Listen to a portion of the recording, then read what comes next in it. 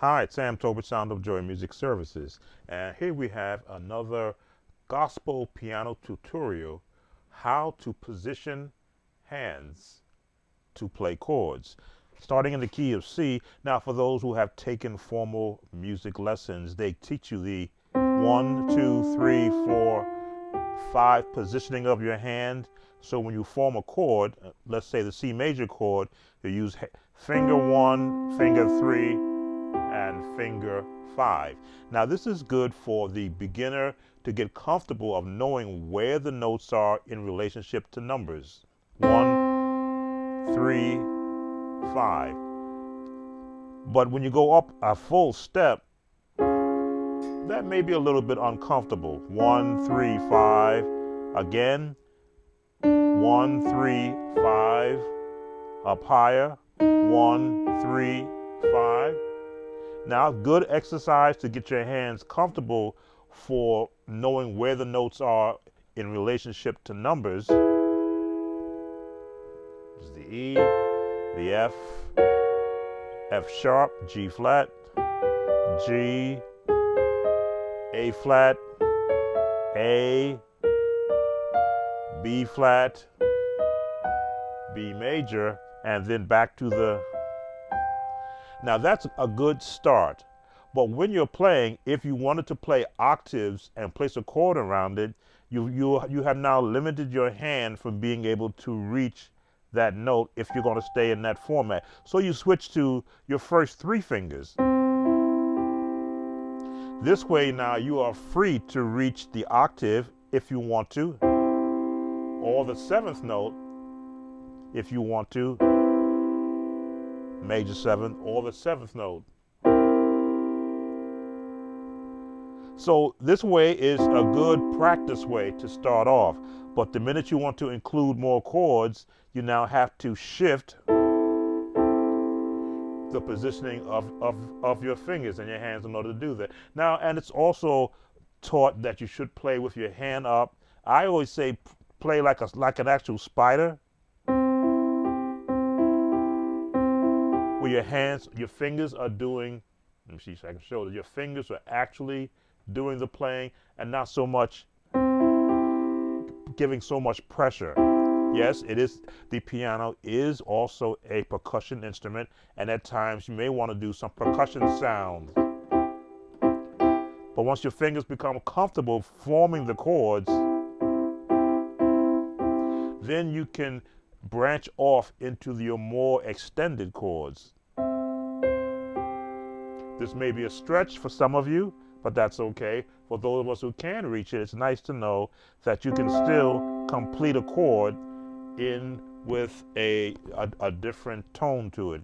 So back to where we were, I'm going to suggest that you, yes, learn the correct way, but then learn to extend those chords. 1, 2, 3, and 5 to give you the octaves. Now also practice going up chromatically. Now you can roll it up, up, up, up, up, up, up, up, higher, B flat, D, B, and back to C. Now, what happens when you're doing that is you are strengthening the muscles in your hand. You are strengthening the memory positioning in your hand to where when you want to drop the chord and change key, your hands will automatically be formed.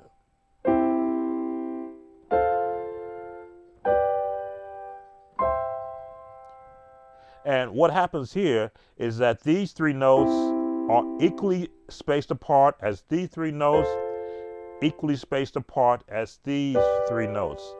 So if you can lock your hands in a position, just drop the thumb and all the other chords built upon that spacing, muscle memory, will fall in place. The same with octaves.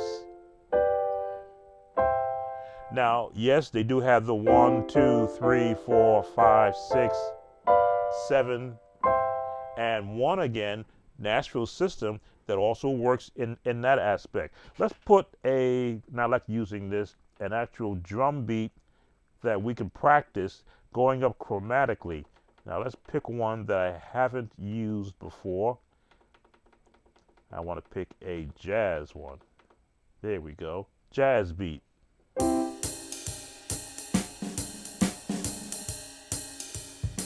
Listen for the downbeat.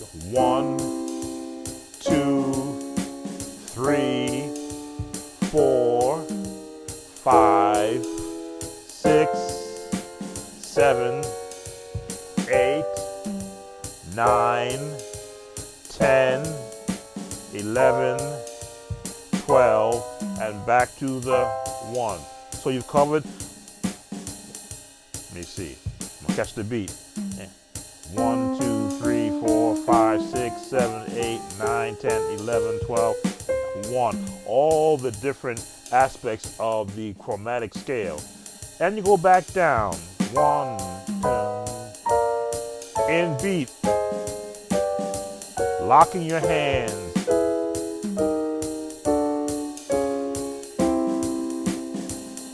But not always sound so odd if there's no bass on the bottom. So practice with me. I want to count it off for you. 1 and the 2 and the 3 and the play and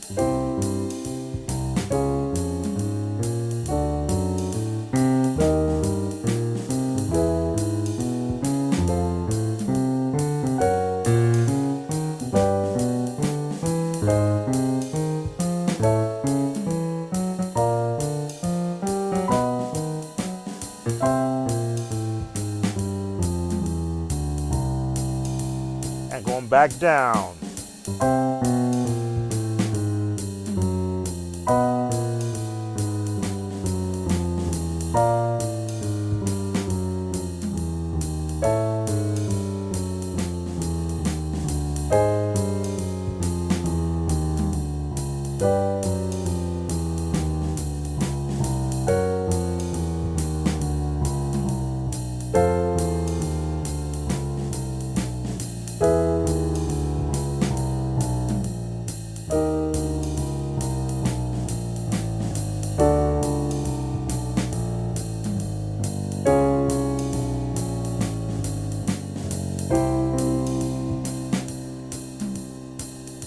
And that is your practice exercise for today.